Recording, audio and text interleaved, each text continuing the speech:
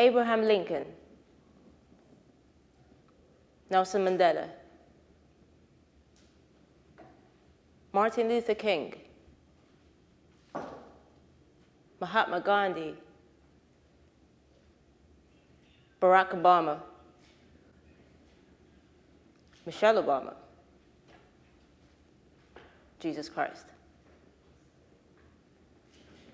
When you hear these names, what comes to your mind?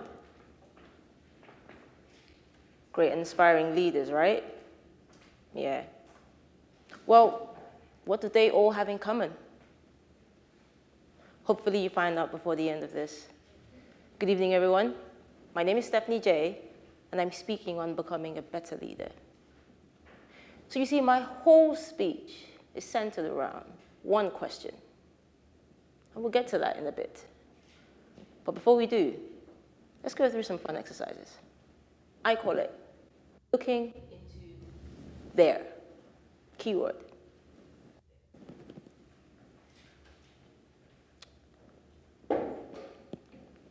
Now, some of you might be students.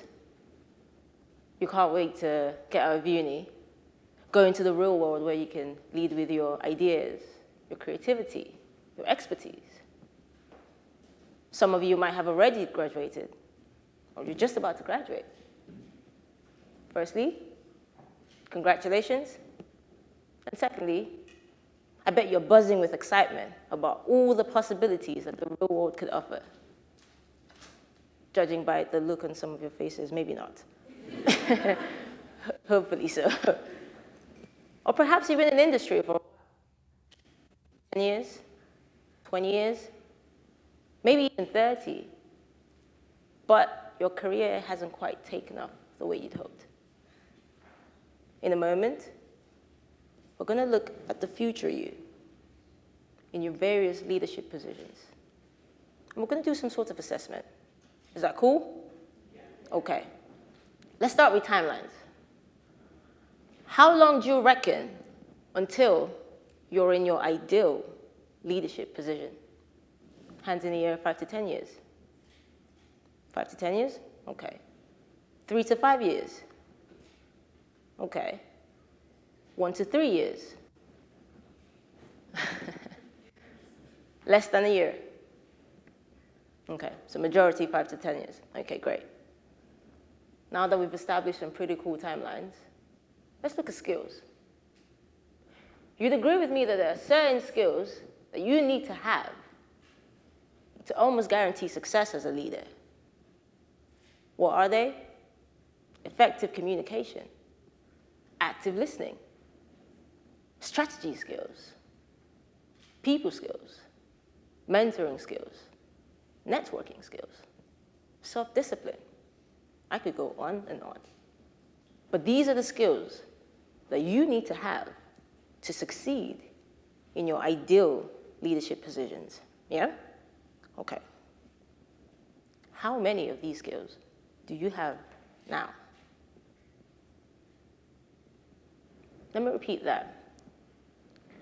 How many of these essential skills that you need for success in your ideal leadership positions do you have now? In this present moment, here, keyword, here. You see, the problem is everyone's focused on there, getting there, the leader that they'll be there. What about here? Okay, I'll track back a little. Let me give a brief description of here and there. Now, both can be used to denote location at a particular time.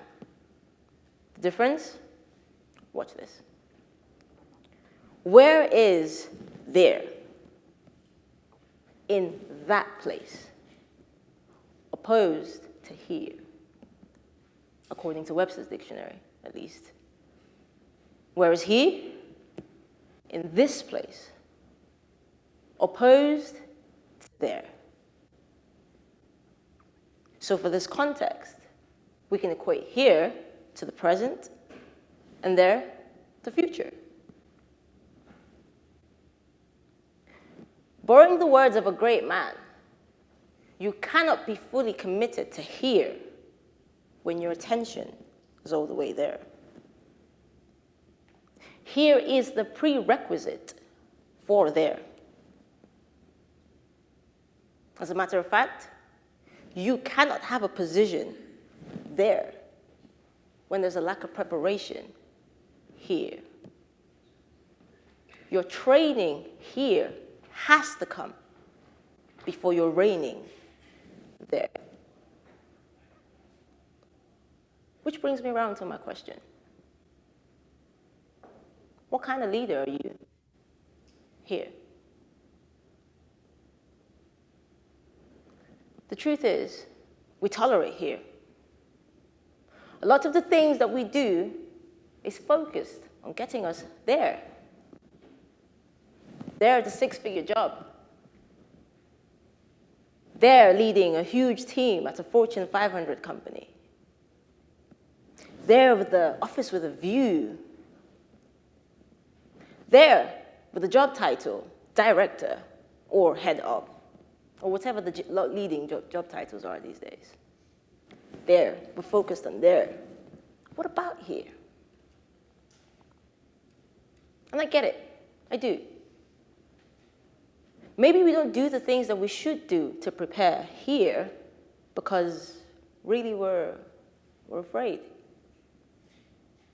Afraid that it'll fail. Afraid that it might embarrass us. Afraid that it would take away the comfort zone. Fear, really. But you know what? That's okay. Tomorrow is a new day. You get it wrong the first time, get it wrong the second time, a few more times after that, that's fine. Tomorrow is a new day. Here's an example. You understand that self-discipline is important for your success as a leader there. So you start a new routine. Let's say the gym. But you can't stay committed to it. It's hard. You can't commit to it. You try over and over and over, but no luck. That's fine too. That's okay. Tomorrow is a new day. And as long as you restart every new day, eventually you get it right. But the point is, you start here. I'm not here to tell you about the skills that make you a better leader. You know them. Some of you have talked about them at conferences, panel talks, maybe even TED. You know that effective communication is important for you to succeed as a leader there. Active listening, the ability to see the biggest picture. You know them. But let's take one moment to self-reflect. Just one. Close your eyes if you have to.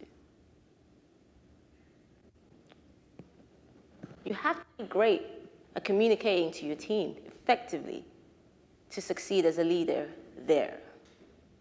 But you can't communicate to your friends, your family, your colleagues here.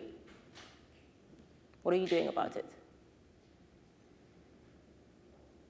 You've got to be a great listener to succeed as a leader there, but you struggle to listen in conversations with friends and family, strangers even, here. What are you doing about it?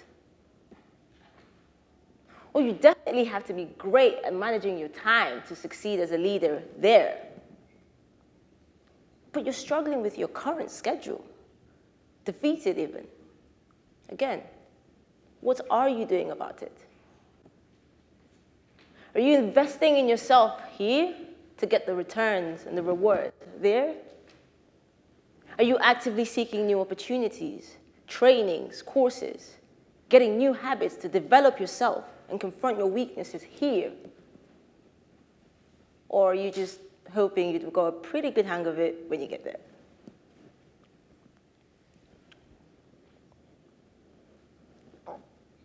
Barack Obama. He served as a community organizer and the first ever Black president of the esteemed Harvard Law Review. Abraham Lincoln. He was keen on learning, but lacked formal education. He taught himself. Dr. King was adamant about maintaining his vocabulary so he could speak about the causes he cared about. He started speaking publicly from high school. And Jesus Christ, he started teaching at the temples from the age of 12. So, one more time. What kind of leader are you here? Thank you.